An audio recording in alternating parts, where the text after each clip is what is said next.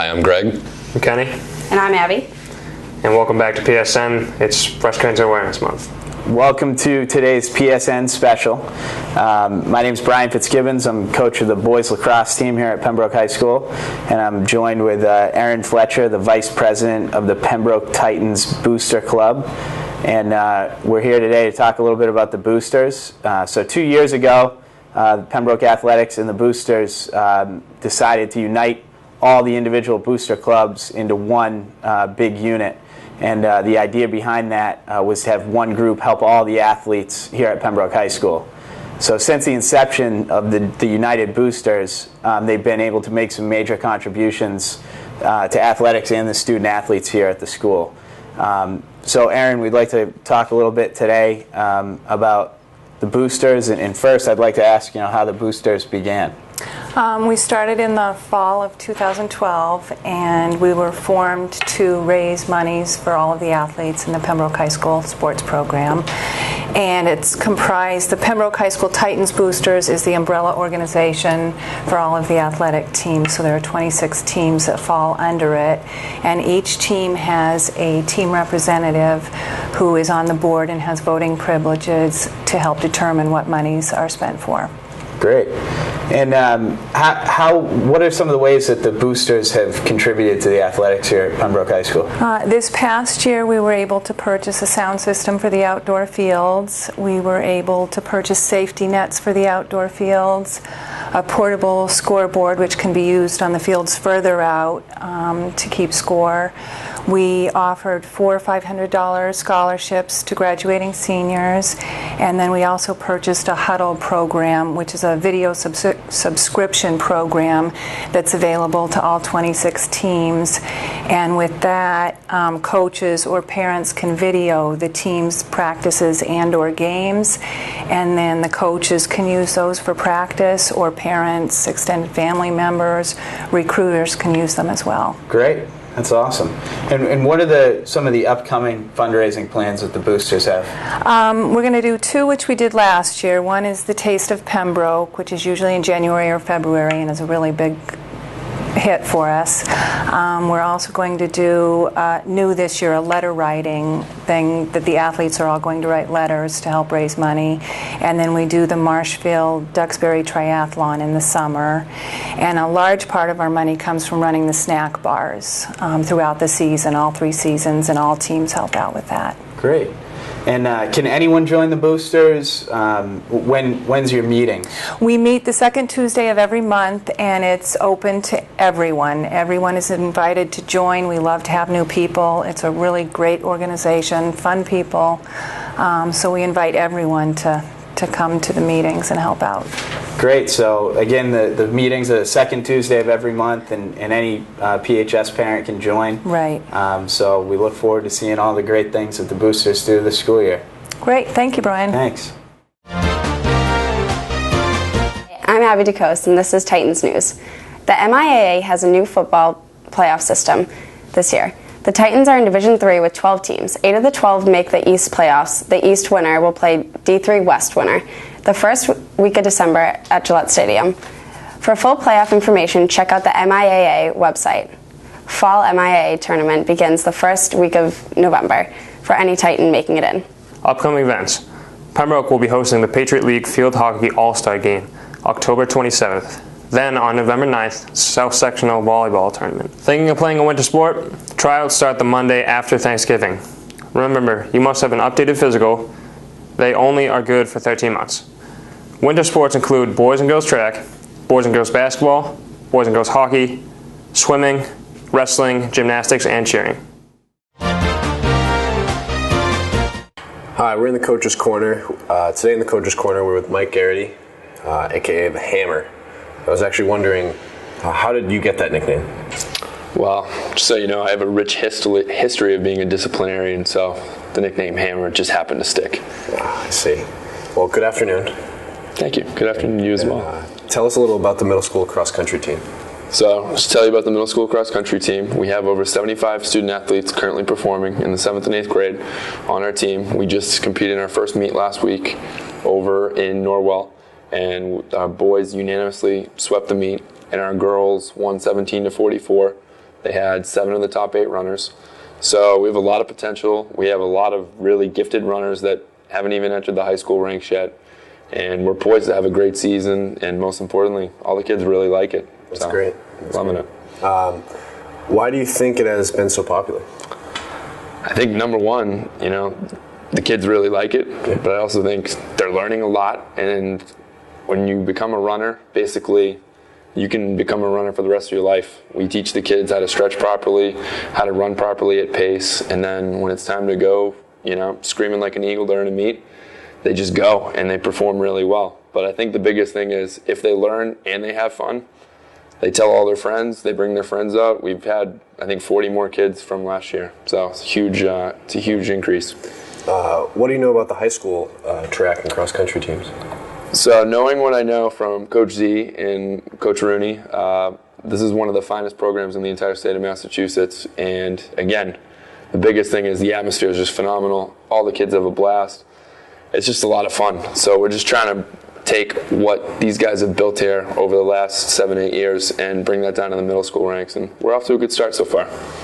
And how important do you think a middle school athletic program is? It's huge. It's your foundation. The sooner you get kids playing a sport and you get them playing at a high level, just being competitive and having fun with it, the better chance they'll succeed when they're in high school. They know what to do. They know the drill. They know what to do when it's race day. They know what to do. They also know how to become a good student athlete. They study. They make sure their grades are on top of it. That way when we come to the high school, hopefully we can rip off multiple state championships. Sounds exciting. And are you a runner? I'm a wannabe runner. I ran my first half marathon back in May. I'm running my second half marathon in 3 weeks on the 20th, so I just ran 10.5 miles yesterday. Sore, but it's awesome. I love it. There's nothing quite like getting in the zone when you're running. It's really fun. Well, good luck. Thank you very much. That was the Coach's Corner. Mike Gerrity, and I'm Zach SCHAFER. Hi, I'm Zach SCHAFER, and here's our weekly sports update. The girls soccer entered the week with a record of 3-6-2. The Lady Titans started out 0-5, but over the last 2 weeks they've gone 3-1-2. The Titans still have a good chance to make the postseason. They hit the road this week with 3 away games: Monday at Hanover, Wednesday at Middleborough, and Friday at North Quincy at 4 a.m. In boys soccer news, the team entered the midway point of their season at 4-2-1. The Titans had an amazing comeback last week, losing 4-0 with only 20 minutes left against Hanover, and they came back scoring 4 goals to come out with a 4-4 tie. This week, the boys have 3 home games: Monday versus Hanover, Wednesday versus Middleborough, and Friday at 4 o'clock against North Quincy. And in field hockey news, the field hockey team increased their record to 6-1-1. The Lady Titans had 2 huge wins last week over Scituate and Hanover. The ladies are halfway through the season and have 4 games this week: Tuesday versus Hanover, Thursday versus Hingham, Friday against Norwell, and Saturday they play Hingham at 9 a.m. Hey, this is Dana Battista, and I'm coming to you from PSN. We're out on the turf with Morgan Worley. The girls field hockey team is having an outstanding year so far, and a lot of people who come out to the games don't really understand the rules, so Morgan's going to help us with some of the things that you really wouldn't know. Morgan, how are you? I'm good, how are you? I'm doing great. You're having a great season so far this year. Yep, we're 4-1-1. That's awesome. Can you tell us a little bit about the game and some of the things that people coming wouldn't really know? So, can you use both sides of the stick? No, you can only use the flat side of the stick. So what happens if you turn the stick over and hit with the other side? It's a turnover. It's a turnover. How about, can you do a slap shot like hockey? Can you bring the stick all the way up? Only if no one's 5 yards, like around you, you can bring the stick above your hip, but not if anyone's near you. Now, how about if the ball hits your feet? Can you kick it or anything, stop it with your feet, anything like that? No, as soon as it hits your foot, it's a turnover. Okay. So if you were passing the ball to Greg right now, Greg Wood, football player, and they're having a little pass back and forth, and what if Greg stops the ball with his foot right there? What would happen there? I would get the ball. You would get the ball. Greg, turn the stick around. What happens if he goes and stops it with this side of the stick? I would get the ball. Another ball. Now, can you do anything like a wrist shot in hockey? Like, is it a flick or is it? Yeah, that's called a flick? Yeah. Okay. Yep. Is there any other kind of weird rules that we wouldn't know about that a fan would need to know? If I had the ball and I was starting, Greg would have to be 5 yards away from me. He can't be near me when I'm starting. And do you have to pass it to somebody, or can you take it and start to run? As long as you're out of the 25, you can take it. but unless you're, like if you're in the 25, you have to go 5 yards before you make it. Excellent. Well, good. Well, this is PSN. I was with Morgan Worley, having a great season out in field hockey, and we hope to see all the fans out here. In cross-country news, the cross-country team is coming off a bye week to travel to Silver Lake on Tuesday for a 3:30 meet. Currently, the boys are undefeated and the girls are 3-2. Over the weekend, the boys traveled to New York and ran at Bowdoin Park against the top teams in the Northeast. The Titans finished second, losing to the top team in the country. The football team has a bye week this week, and the Titans dropped a tough game to Scituate on homecoming, 21-7. They traveled to North Quincy on October 18th at 4:30 against the Red Raiders. They close out the regular season on October 25th at Hanover before the new MIAA playoffs begin. In volleyball news, the volleyball team inches closer to the tournament. The ladies are 4-5 at the midway point of their season and have 3 games this week. Monday, the ladies host one of the top teams in the Patriot League, North Quincy, at 4 o'clock. They hit the road Wednesday at Silver Lake and Friday at Wyman-Hanson.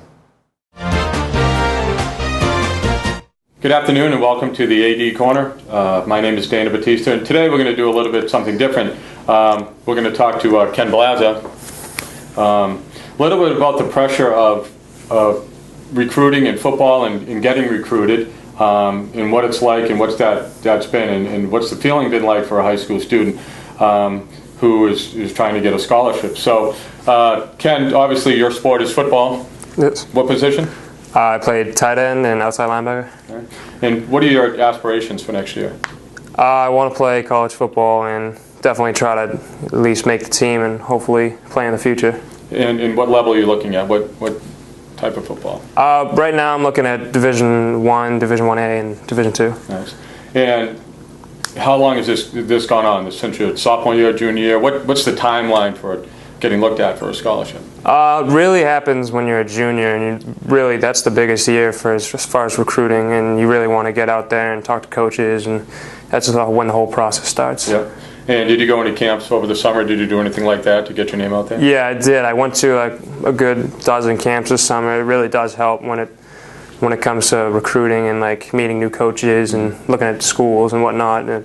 It's a really big process, but it's definitely worth it in the end. And what have you talked to anybody who's been on scholarship or anything like that? Anybody, on a football scholarship and know kind of the pressure that goes along with it? Yeah, I surely have. I know a couple kids that got scholarships from here. John Hooper, I know he has definitely worked his way up to where he is now, and he definitely deserves where he is, and he knows how much of a process it is. Yeah.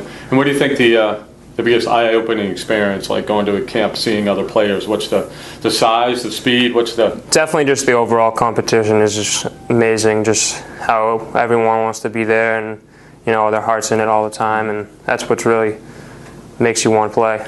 Excellent. And how's the season going so far this year? So far, we're off to a rough start. 0-3, but we'll definitely turn around. Coming up this week, I think we got a good chance against Middleborough, and then our league starts, this week, and I think we're turning around. Excellent. Well, good luck to you, and hopefully everything will work out for you into college. And thank you very much. Move on. Excellent. Right, thanks. That was Mr. Battista, and thank you for watching this week's episode of PSN.